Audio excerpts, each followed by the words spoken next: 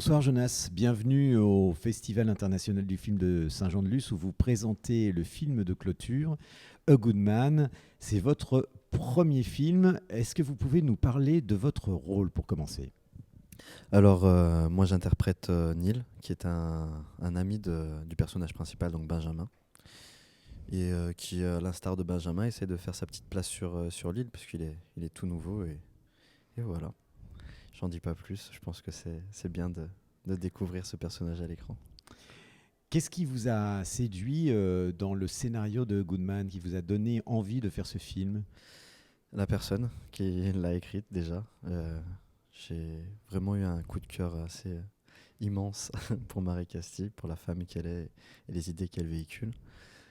Ensuite, à la lecture du scénario, c'est la profondeur et la pudeur avec laquelle le sujet de la transidentité est abordé. Et c'est ça qui m'a vraiment donné... Enfin, quand j'ai lu le scénario, je l'ai relu une deuxième fois tout de suite derrière, parce que c'était tellement...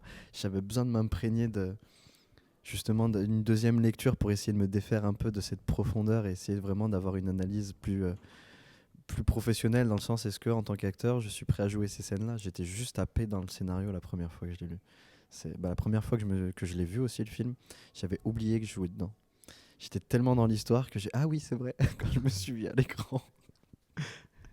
C'est vraiment, ouais, c'est grande dame. Alors justement, la grande dame, comment elle est sur un tournage ? Ah bah comme vous la connaissez en civil, j'ai envie de dire.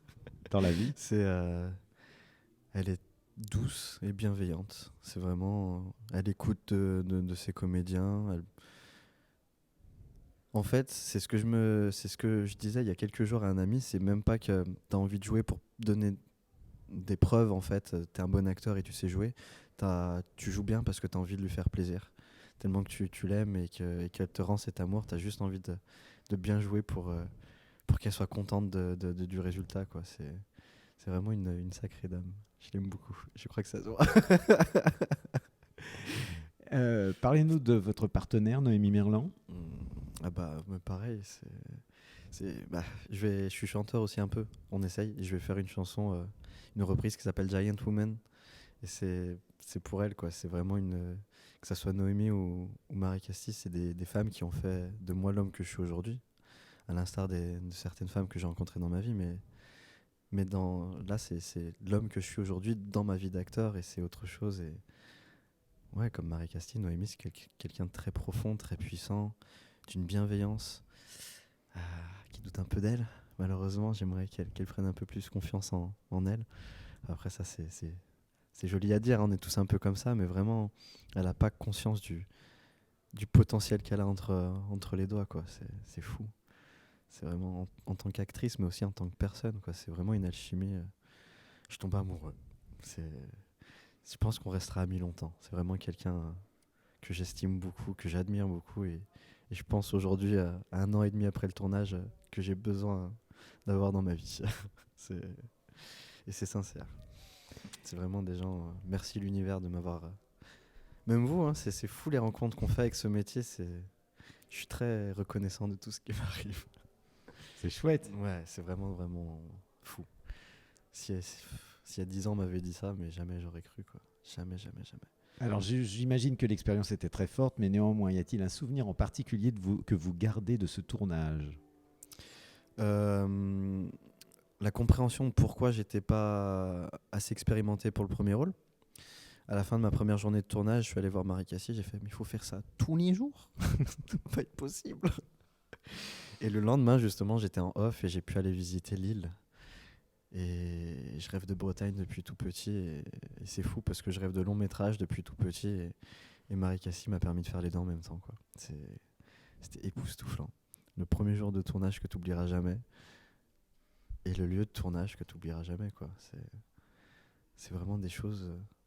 jamais tu te dis que ça... c'est au-delà de tes rêves, en fait. C'est ça que je dis à mes potes, c'est que j'avais des rêves, mais je suis en train de vivre ce qu'il y a au-delà de ces rêves que j'avais. Et quand tu vois d'où je viens, de comment j'étais, mais jamais je me serais dit ça 10 ans plus tard. Justement, la petite anecdote que j'aime bien raconter en ce moment, c'est qu'on donne du coup une avant-première le 15 octobre à Lyon, 15 octobre 2020. Le 15 octobre 2010, c'est le jour où mes parents m'ont demandé de quitter le domicile familial parce que j'étais moi. Et c'est parce que je suis moi que je suis là devant vous aujourd'hui. Et je trouve que c'est une belle revanche sur la vie. Merci l'univers. C'est un peu dur de parler de cinéma après ça. Néanmoins, allez, deux petites questions pour terminer. La première, parce qu'on est ici et parce que ça nous importe de savoir si les gens sont contents d'être ici. Ton impression par rapport au festival? Bah, super bien accueilli, d'une bienveillance justement très décontractée. C'est parce que j'ai rencontré à Deauville, quoi, et j'aime Deauville. Ça m'a fait un peu peur, tout ce protocole, tous ces. Je sais pas, je me suis pas senti à ma place en tant que personne racisée, je pense. Alors que là, il y a beaucoup de. Je sais pas, cette barrière-là, je la vois pas. Pourtant, il y a d'autres arabes, j'en ai pas trop vu.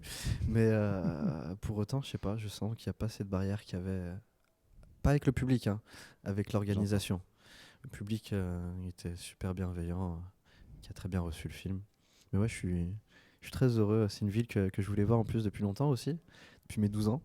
Et au final, moultes années plus tard, me voici ici pour présenter un film. C'est quand même fou ce qui m'arrive. Je suis en train de réfléchir, c'est fou. C'est fou. Et pour terminer, c'est quoi le cinéma pour toi?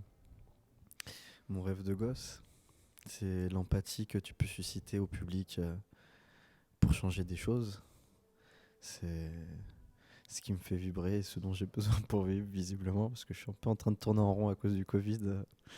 Et je vois bien que je vais pas aller faire d'autres jobs. C'est celui-là, maintenant que j'y ai goûté, c'est ce que je disais à un ami il y a 2 jours, c'est une drogue. Je suis drogué, je peux plus. Et puis je veux pas me sevrer. C'est trop beau et trop bon pour se sevrer de ce métier. C'est un sacré chouette métier quand même. Sacrément chouette. Merci beaucoup, Jonas. Merci à vous. Merci infiniment.